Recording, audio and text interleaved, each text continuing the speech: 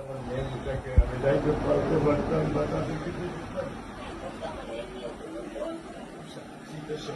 Sir আপনি আজকে আমার কাছে আসছে আমি নিজে স্যার চেয়েছিলাম কিন্তু আমার সৌভাগ্য আমার মেয়ে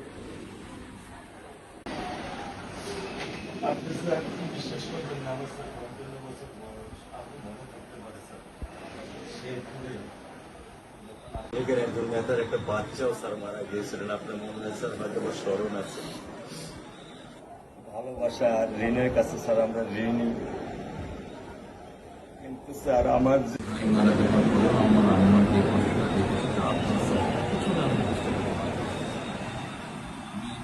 আমি আপনাদেরকে বলার জন্য আজকে এখানে এসেছি যে এটা বিচারিক ছিল অনেক কথা বলতে পারি কথা আমি বলতে ইনশাল্লাহ এতটুকু বিশ্বাস রাখেন যে আল্লাহ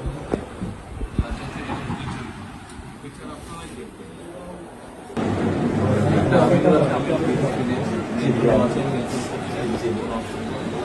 আর আসামিকে ধরা হয়েছে ব্যবস্থা করা হচ্ছে এরপরে বিচার ইনশাল্লাহ আইন উনিও কন্যা সন্তান আমিও কন্যা সন্তান উনিও কন্যা সন্তান কাজে আমরা জানি কন্যা সন্তানের কষ্টটা আমরা একটা ছবি ছিল স্যার কিছু বলে দিলেন না আমি শুধু আপনি মেয়ের বাবা আপনিও স্যার একজন মেয়ের বাবা শুধু একটা আমি দৃশ্য আপনাকে স্যার দেখো আর কিছু দেখাবো না স্যার আমি দেখবো না স্যার স্যার আমি দেখবো না স্যার এটা নিয়ে আমি সারা জীবন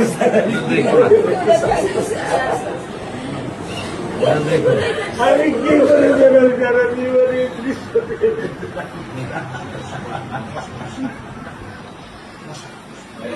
আমার এই দৃশ্য আমি কি দিয়ে পূরণ করবো আমার মেয়ে শুক্রবারে আমার সাথে মসজিদে নামাজ পড়ে আমি 3 নামাজ বাসায় পড়ি স্যার কারণ ও আমার সাথে নামাজ পড়তে পছন্দ করে 2 নামাজ আমি ওকে নিয়ে স্যার আমার বাসায় পড়ি স্যার আল্লাহ আমি জানি না আল্লাহ তো আমার কোন পরীক্ষা ফেলেছে এই দুঃখ এই কষ্ট মৃত্যু ছাড়া আমার আর কোনো শেষ নেই স্যার আর কোনো শেষ নেই আপনার দায়িত্ব মানে প্রধানমন্ত্রী নেবে আমাদেরকে তো আপনাদেরকে শক্ত হতে হবে না আপনার তো বড় মেয়েটা রয়ে গেছে এখন তো ওর জন্য আপনাদেরকে শক্ত থাকতে হবে স্যার সত্য কথা আমি যখন ওকে ভ্যানে পাঠাই আমি খুব বল পাই আমি কালকেও বলে দিছি যে আমি আর ভ্যানে দিব না তুমি প্রতিদিন ওকে রিক্সায় নিয়ে যাবা রিক্সায় করে নিয়ে আসবা আমি ক্লান্ত স্যার 10 বছর বয়স থেকে স্যার অবহেলা পেতে পেতে পেতে পেতে স্যার আমি আর নিতে পারতেছি না স্যার আল্লাহ আমার ভাগ্যে দিচ্ছে আমি কি করতেছি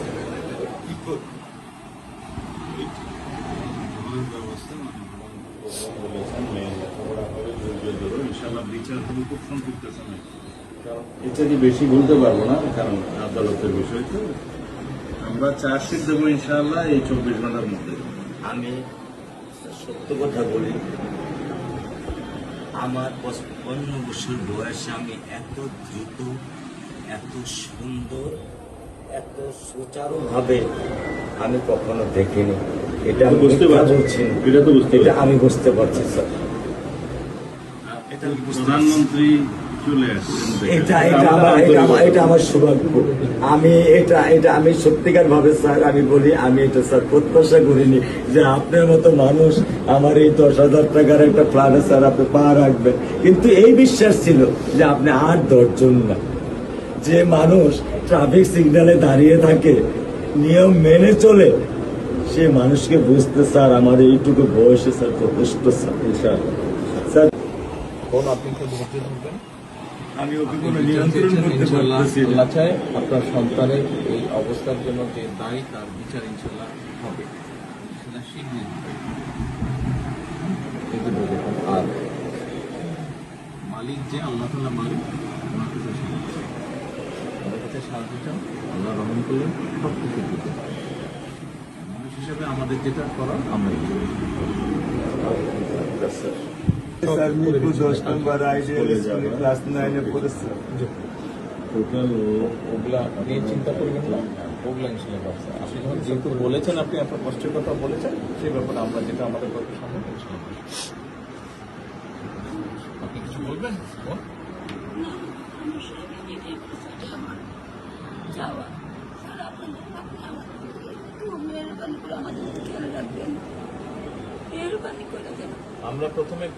সবচেয়ে আগে যেটা এই মুহূর্তে আমরা করতে চাই সেটা হচ্ছে যে এই অন্যায়ের সাথে যে জড়িত তার বিচার আমরা আগে করতে চাই, তার বিচারের ব্যবস্থা আমরা আগে করতে চাই, এইটা আমরা আগে প্রথমে করতে চাই। আপনাদেরকে শক্ত থাকতে হবে, ধৈর্য দিতে হবে, ওর দিকে তাকে শক্ত থাকতে হবে। এক সন্তান আল্লাহ নিয়ে গেছে, আরেক সন্তান আপনার কাছে আছে, ওর কথা মনে করে আপনাদেরকে শক্ত থাকতে হবে, ওর দিকে তাকে। ঠিক আছে?